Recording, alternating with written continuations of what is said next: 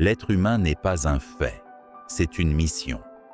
Ces paroles de Søren Kierkegaard résonnent dans le silence de ceux qui, la nuit, posent la tête sur l'oreiller et se demandent « Qu'est-ce que cela signifie, vraiment, d'être moi-même » L'existence, loin d'être un simple accident biologique, est un travail inachevé, un croisement constant entre ce que nous sommes et ce que nous pouvons encore être. Avez-vous déjà senti qu'il y a quelque chose dans votre vie qui doit être changé, mais en même temps une force invisible semble vous garder piégé, comme si des chaînes silencieuses vous empêchaient d'avancer? Peut-être une vieille habitude, une peur héritée de l'enfance, une timidité qui paralyse dans les situations sociales, ou ce sentiment flou que la vie passe et que l'on ne vit pas vraiment, que l'on survit à la dérive, poussé par les circonstances. Qu'est-ce qui pousse certains à affronter les défis de la vie avec courage, tandis que d'autres se retirent dans des zones de confort de plus en plus petites? Pourquoi certains modèles de comportement qui ne nous servent plus nous semblent-ils si difficiles à abandonner? Pourquoi, après tout, résistons-nous tant au changement, même s'il est la porte d'entrée vers une vie plus pleine et plus authentique? Platon, dans son ancienne sagesse, a averti « Le début est la partie la plus importante de toute œuvre, surtout dans le cas de quelque chose de jeune et de tendre, car c'est à ce moment-là que le caractère est façonné. » Des paroles qui font écho à la réalité, que nos racines les plus profondes, celles qui nous soutiennent et parfois nous emprisonnent, sont jetées dans les premières années de l'existence. Et pourtant, nous ne sommes pas seulement un produit du passé. Nous sommes aussi des potentiels, de l'ouverture, du saut dans l'inconnu. Chaque jour offre le choix entre répéter d'anciens schémas ou utiliser un nouveau chemin. Mais pour cela, il est nécessaire de comprendre ce qui nous fait résister, ce qui empêche l'épanouissement de ce que nous pouvons vraiment être. Cette vidéo est une invitation à une réflexion profonde sur les mécanismes de résistance au changement, ses origines, sa signification et son rôle dans le parcours humain. Le long de ce chemin, nous nous plongerons dans la psychologie et la philosophie, en évoquant des noms tels que Freud, Michael Mahoney et Kierkegaard, en cherchant à comprendre comment le passé dialogue avec le présent et comment nous pouvons nous libérer des liens anciens pour embrasser une existence plus authentique. Si la vie est, comme l'a dit Fitzjames Stephen, un saut dans l'obscurité, peut-être que le vrai courage réside dans le fait de ne pas battre en retraite face à l'incertitude, mais en dépit d'elle. Êtes-vous prêt pour ce saut? Imaginez vous réveiller dans un monde où rien n'est garanti, où chaque pas nécessite de la conscience, de la responsabilité et du courage. Être humain, comme nous le rappelle Kierkegaard, c'est bien plus qu'hériter d'une existence. C'est être appelé à chaque instant à une tâche, une mission qui se présente chaque jour, en silence, dans chaque geste, dans chaque silence, dans chaque dilemme non résolu. Pourquoi, après tout, existons-nous? C'est peut-être la question qui traverse toute l'histoire de la philosophie et de la psychologie. Pour les existentialistes, l'existence n'est pas un scénario tout fait, c'est une scène vide, attendant notre action consciente.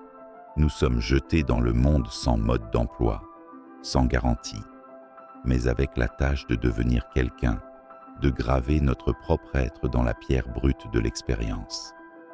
Kierkegaard écrivait « Le plus grand danger, celui qui nous menace de la manière la plus insidieuse, n'est pas de perdre la vie, mais de se perdre soi-même. » Qu'est-ce que cela signifie alors de se perdre soi-même? C'est céder à l'automatisme, vivre dans un état de somnambulisme, accepter sans réfléchir des rôles imposés, s'accommoder des routines et des commodités, éviter la confrontation avec ses propres désirs, peurs et contradictions.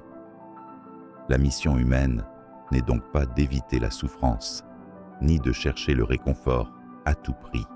C'est plutôt accepter l'incertitude, embrasser l'ambiguïté, reconnaître que grandir fait mal, mais que ne pas grandir fait encore plus mal. Regardez votre propre trajectoire. Combien de fois vous êtes-vous senti paralysé face à une décision importante, craignant l'inconnu? Combien d'opportunités ont été laissées de côté par peur de prendre des risques?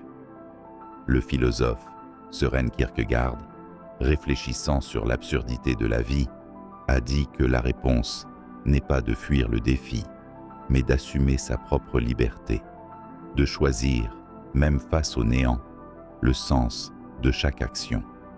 Et c'est peut-être là l'essence même de la mission humaine. Ne pas attendre que la vie ait un sens, mais être l'auteur du sens que nous lui donnons. Transformer le vide en possibilité, le doute en élan créatif, l'angoisse en recherche. Nous sommes appelés à cette mission non pas une fois, mais tous les jours, dans la façon dont nous réagissons aux petits désagréments, dans le courage d'être authentique même lorsqu'il nous expose, dans l'insistance à chercher quelque chose de plus profond que les réponses faciles.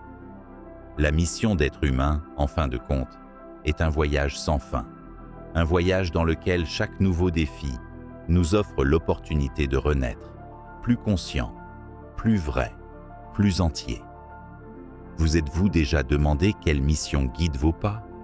Et si vous n'êtes pas satisfait de la réponse, il est peut-être encore temps de choisir une autre voie.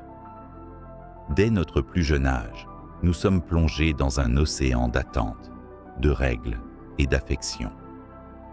En tant qu'enfants, nous apprenons à naviguer dans l'environnement avec des stratégies qui sont souvent invisibles aux yeux des adultes. Un sourire qui désarme le conflit, un silence qui évite la punition, une obéissance qui garantit l'amour et la protection. Ainsi, sans nous en rendre compte, nous commençons à tisser les premiers fils de notre personnalité.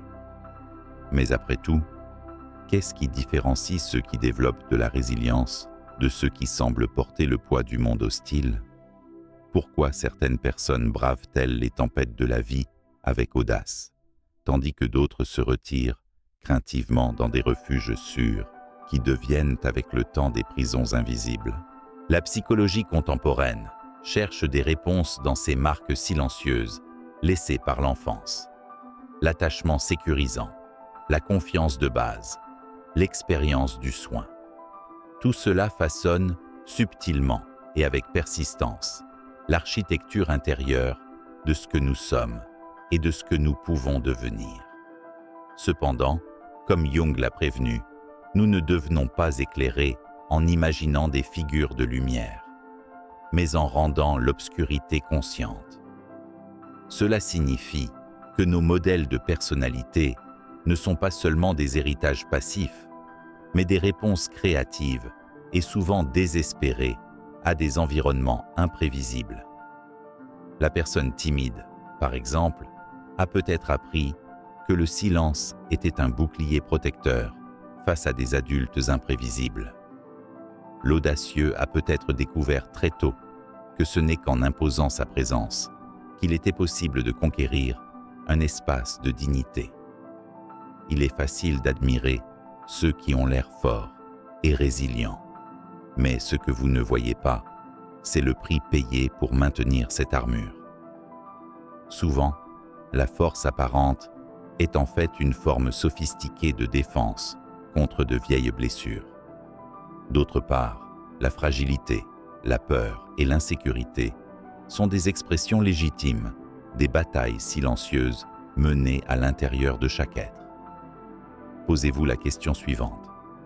Combien de vos habitudes actuelles sont nées d'un véritable besoin de vous protéger?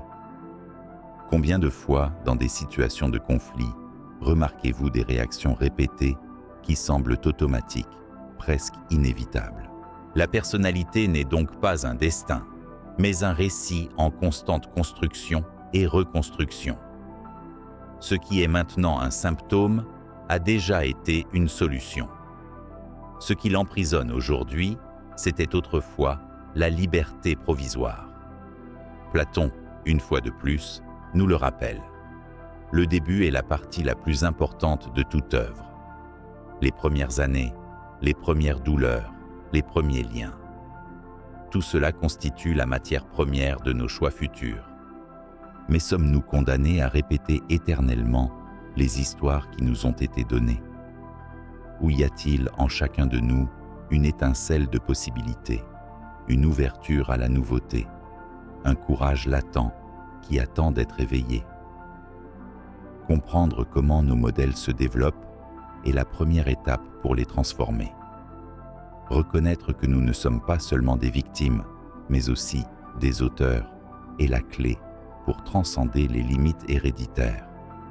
Pouvez-vous identifier en vous les schémas que vous portez depuis l'enfance? Êtes-vous prêt à les regarder sans jugement, mais avec l'honnêteté nécessaire pour comprendre que bien des fois, ce qui entrave leur croissance aujourd'hui était, dans le passé, ce qui garantissait leur survie? Il y a une vérité inconfortable dans la psychologie humaine. Beaucoup de comportements qui nous dérangent aujourd'hui, qui nous sabotent, nous isolent ou nous limitent, sont nés comme des solutions ingénieuses à de vieux dilemmes.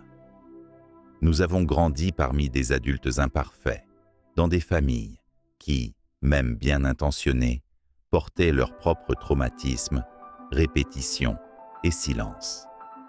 Nous ne choisissons pas l'environnement dans lequel nous venons au monde, ni les expériences qui ont d'abord façonné notre sensibilité. Pourtant, c'est là, dans ce sol fragile de l'enfance, que nous avons appris à survivre. Chaque regard de reproche, chaque affection niée ou vaincue de force laisse des marques silencieuses.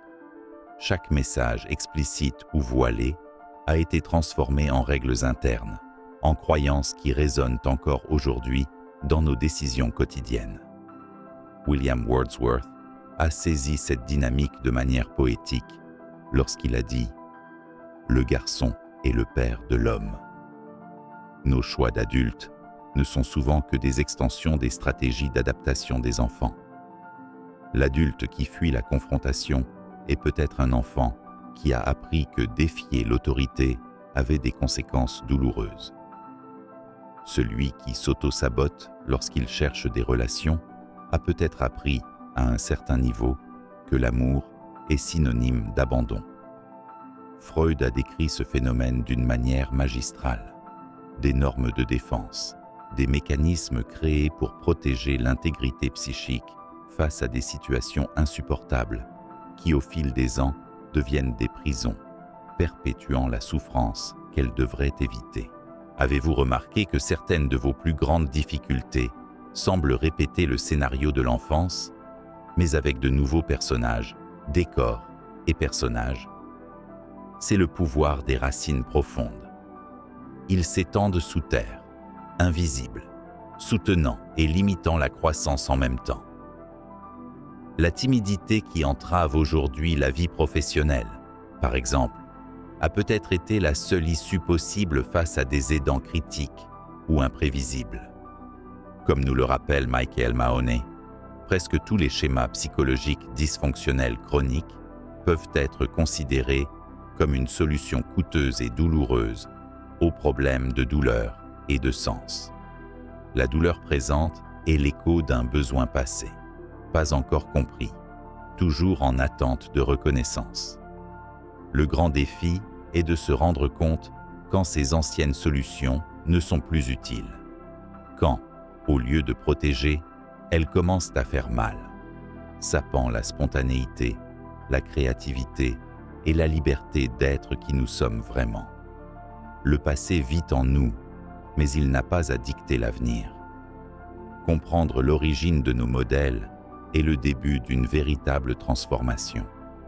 Il faut du courage pour affronter ces origines sans ressentiment, en acceptant qu'à un moment donné, nous avons fait du mieux que nous avons pu avec les ressources dont nous disposions. Vous souvenez-vous quand un schéma a commencé dans votre vie? Vous êtes-vous déjà demandé quelle douleur il essayait d'éviter? Ce regard compatissant peut être la première étape pour réécrire sa propre histoire. Pourquoi le changement semble-t-il si difficile, même lorsque le changement est ce que nous voulons le plus? Peut-être avez-vous déjà pris des résolutions de fin d'année, prévu de commencer une nouvelle routine, de rompre avec une habitude néfaste ou même de vous libérer d'une relation toxique, pour découvrir des mois plus tard que tout était toujours le même ou que le cycle avait recommencé de manière subtile, presque invisible. Freud, en observant le comportement de ses patients, est tombé sur un paradoxe troublant. Beaucoup de gens, même face à une souffrance évidente, semblent lutter pour maintenir leur propre douleur. Il a appelé ce phénomène résistance, cette force intérieure qui, au lieu de nous pousser vers la guérison, nous fait saisir ce qui nous fait déjà mal. Avez-vous déjà ressenti cela? Comme s'il y avait une partie de vous qui sabote, qui tergiverse, qui repousse l'inévitable? Parfois, la peur de l'inconnu l'emporte même sur l'inconfort de ce qui est déjà connu. Nous préférons la douleur familière à la promesse incertaine d'un nouveau chemin. Mais pourquoi faisons-nous cela? La réponse n'est pas simple, mais elle s'enracine dans la nécessité de préserver quelque chose de fondamental: le sens de la continuité, de l'identité, de l'appartenance à une histoire, même si c'est une histoire douloureuse. Le changement implique souvent de renoncer à ce que l'on était pour faire place à ce que l'on ne connaît pas encore en nous-mêmes. Et cela peut être effrayant. Combien de fois avez-vous entendu des phrases comme « J'ai toujours été comme ça, ça ne sert à rien, c'est ma façon de faire » ou « J'ai tout essayé ». Ces déclarations apparemment innocentes révèlent à quel point le passé peut être confortable, même lorsqu'il limite notre croissance. Freud s'est rendu compte que la résistance n'est pas seulement une question de volonté faible ou de manque de discipline. Il s'agit, en fait, d'une défense profonde de notre psyché, d'une façon de protéger notre intégrité face au chaos du changement. Après tout, abandonner un vieux modèle, c'est comme laisser derrière soi une partie de nous-mêmes, de notre propre histoire, aussi douloureuse soit-elle. Il est intéressant de se rendre compte qu'au fond, nous résistons parce que le changement implique, en quelque sorte, de mourir à ce que nous étions. Et, comme tout processus de mort et de renaissance, il y a la peur, le deuil, l'insécurité. Posez-vous la question suivante. Quels changements avez-vous reportés, même si vous savez qu'ils sont nécessaires? Quelle partie de vous craint la nouveauté? Et quelle partie s'accroche à l'ancien de peur de perdre du terrain? Reconnaître la résistance n'est pas un motif de culpabilité. Au contraire, c'est le premier pas pour transformer ce qui était autrefois la prison en une opportunité de liberté. La compréhension de ce mécanisme fait place à une approche plus compatissante et patiente de soi-même. Après tout, personne ne se libère de ces chaînes du jour au lendemain. La résistance n'est pas un ennemi, mais une invitation à la connaissance de soi. Il montre clairement les endroits où nous avons le plus besoin de soins et d'attention. Il est facile de regarder sa propre résistance et de ressentir de la honte ou de la frustration. Souvent, nous tombons dans le piège de penser que notre difficulté à changer est un signe de faiblesse, de paresse ou d'incapacité. Mais l'est-ce vraiment? Et si, en fait, la résistance avait un but plus profond, une fonction vitale dans notre histoire? Au cours des dernières décennies, les psychologues en sont venus à considérer la résistance, non seulement comme un obstacle, mais comme un véritable mécanisme d'autoprotection. Tout comme notre corps physique résiste aux changements soudains de température, notre psyché est également réticente à abandonner les schémas qui ont, d'une manière ou d'une autre, assuré notre survie émotionnelle. Michael Mahoney, est allé droit au but. Nous sommes des créatures fondamentalement conservatrices. La cohérence et la continuité sont intégrées dans notre système de survie. Et il ne faut pas s'étonner que ces thèmes s'expriment également dans nos vies psychologiques. La recherche de la stabilité et de la prévisibilité n'est pas un caprice de l'ego, c'est un besoin fondamental. Imaginez le chaos de se réveiller chaque jour sans fil conducteur, sans référence de ce que vous êtes ou de ce que vous attendez du monde. C'est ce sentiment de continuité qui nous donne la sécurité d'exister. Cela ne signifie pas que nous devons simplement accepter tout ce que nous sommes ou avons été. Mais avant de vouloir déraciner une ancienne racine, vous devez comprendre pourquoi elle est allée profondément là-bas. La résistance, en ce sens, est une barrière protectrice, un mur construit autour de vieilles blessures. Notre peur de la nouveauté est en partie un instinct de protection face aux incertitudes de la vie.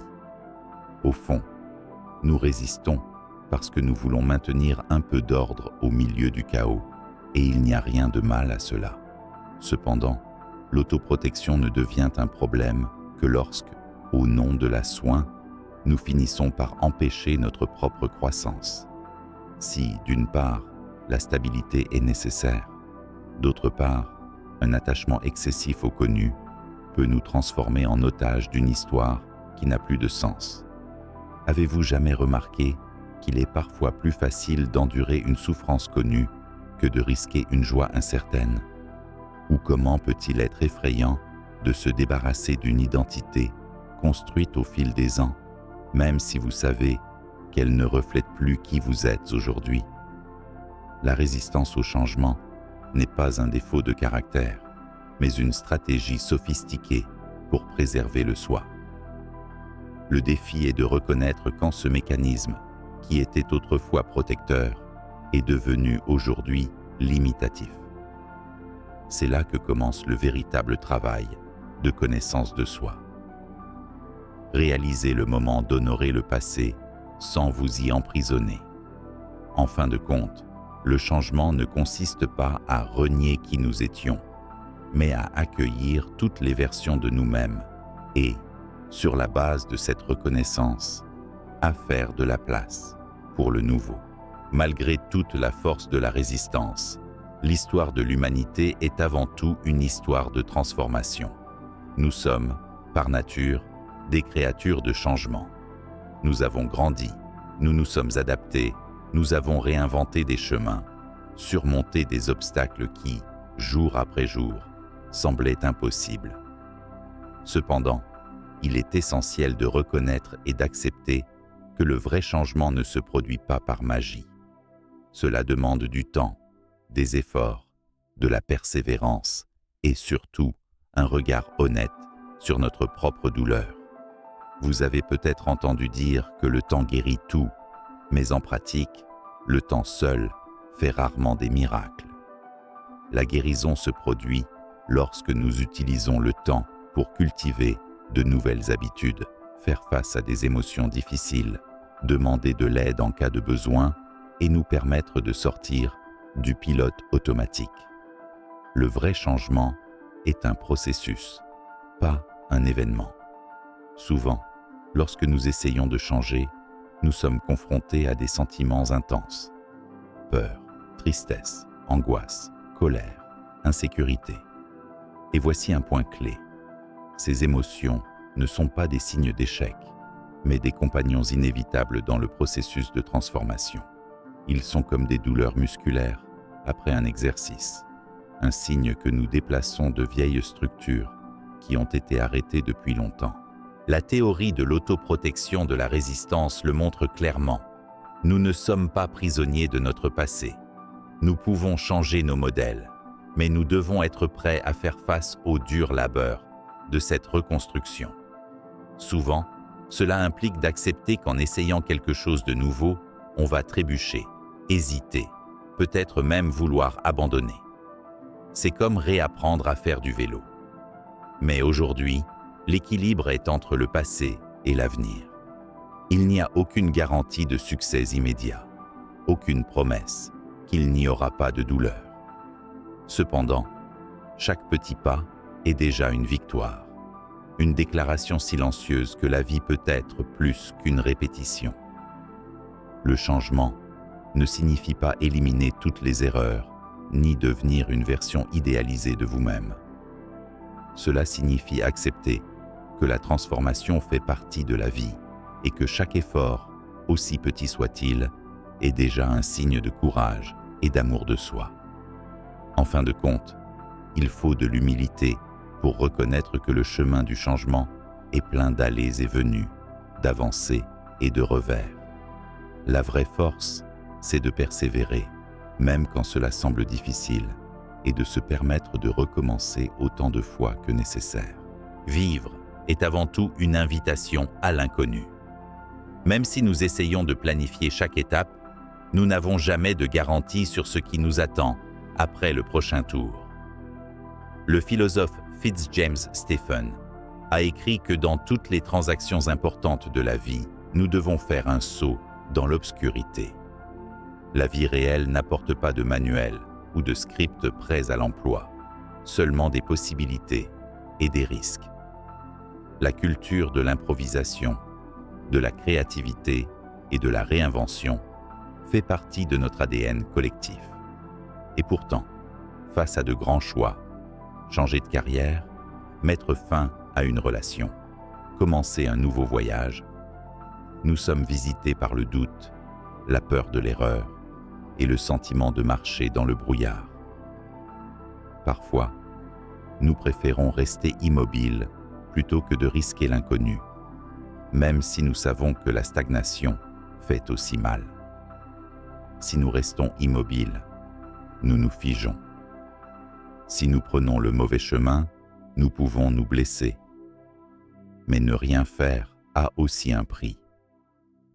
Cette métaphore de la traversée à travers le brouillard représente bien le défi existentiel de l'être humain. Personne ne peut garantir qu'il y a un chemin absolument juste, seulement que le mouvement est nécessaire. Le courage n'est pas ici l'absence de peur, mais la décision d'agir malgré elle.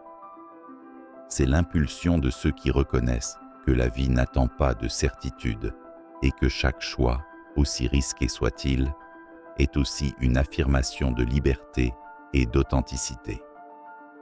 Le saut dans l'obscurité est inévitable. Le doute fait partie du processus.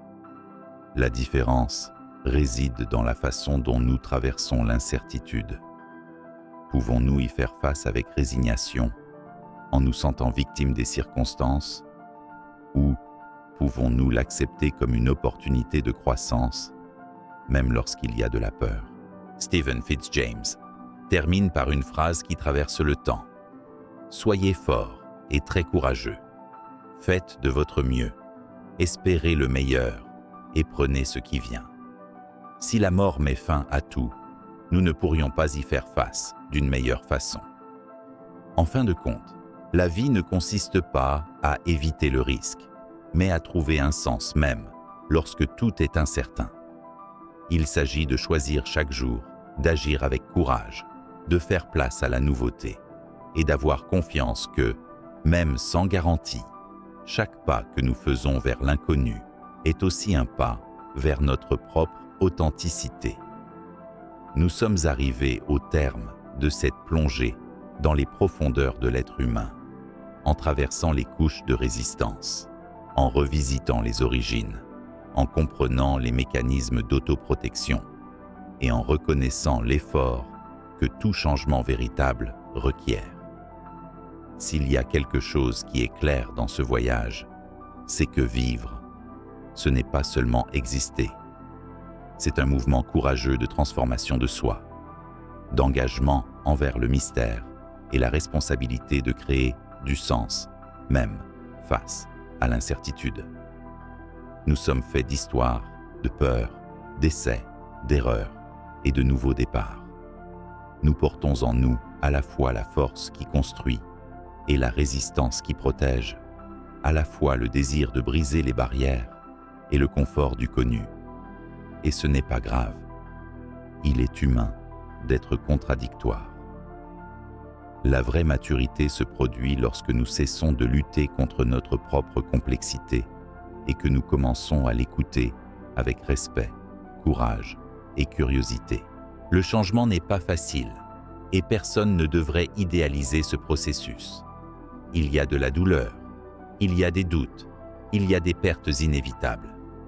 Mais, comme nous l'enseignent la psychologie et la philosophie, la vie s'enrichit précisément lorsque nous acceptons la responsabilité d'être les protagonistes de notre propre récit.